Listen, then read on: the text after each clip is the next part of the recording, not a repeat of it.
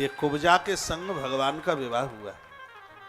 क्यों हुआ सुन लो। ये कुब्जा नयन तारा नाम की अप्सरा इंद्र के यहां रहती थी। इसने एक साधु का अपमान कर दिया, उसने श्राप दे दिया, जा तू निशाचरी हो जा।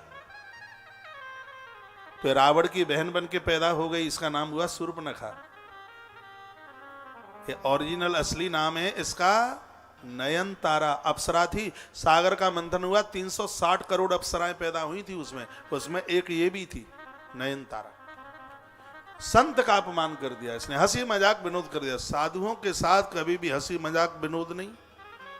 हाँ, साधु किसी के देवर नहीं होते और ना साधुओं की कोई भाभी होती।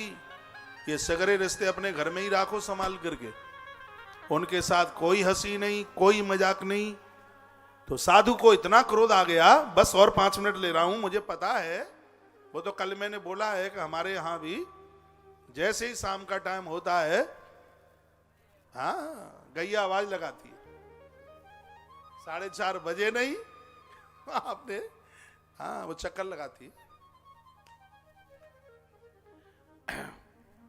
हाँ, घर के काम होते हैं मुझे मालूम है, लेकिन मैं भी बेला फ्री नहीं हूं, मेरे पास भी बहुत काम है।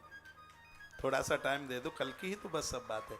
आपने बड़ी मेहरबानी की है, बड़ा समय दिया है कि आप बढ़िया सुंदर लग रहे हैं। मेरे हाथ में कैमरा होता, मैं फोटो भी खींच लेता हूं, वहां तक फोटो खींच लेता। क्या लग रहा है कि मोती बिल्कुल चुन करके रख दिए। कमाल हो गया, आनंद हो गया है आपके बीच में। आनंद की वर्षा हो रही है।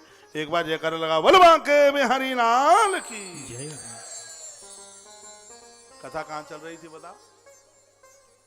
नयन तारा। तो रावण की भगनी केसी की बेटी बनकर के आई, उसका नाम शूर्पणखा हुआ।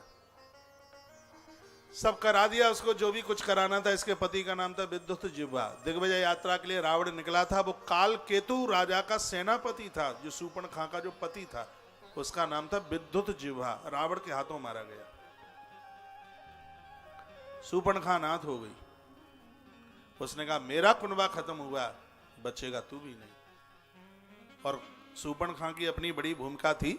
रावण का उद्धार हुआ, राम के पास रोती हुई आई, कहने लगी मैं कहां जाऊं, मुझे जगह बताओ। भगवान बोले चली जाना पुष्कर, वहां तपस्या करना। सो हजारों सालों तक इसने तप शूर्पणखा ने पुष्कर में किया। महादेव प्रसन्न हो गए। महादेव ने कहा वाह, मांगो वरदान, क्या चाहिए? तो शूर्पणखा बोली राम को मैं पति रूप में चाहती थी, लेकिन उसने मुझे स्वीकार नहीं किया। उसके लिए मुझे भले ही कितने भी जन्म लेने पड़े, वो कहां मिलेगा? कहा त्रेता में वो कृष्ण के रूप में पैदा होगा। कहां?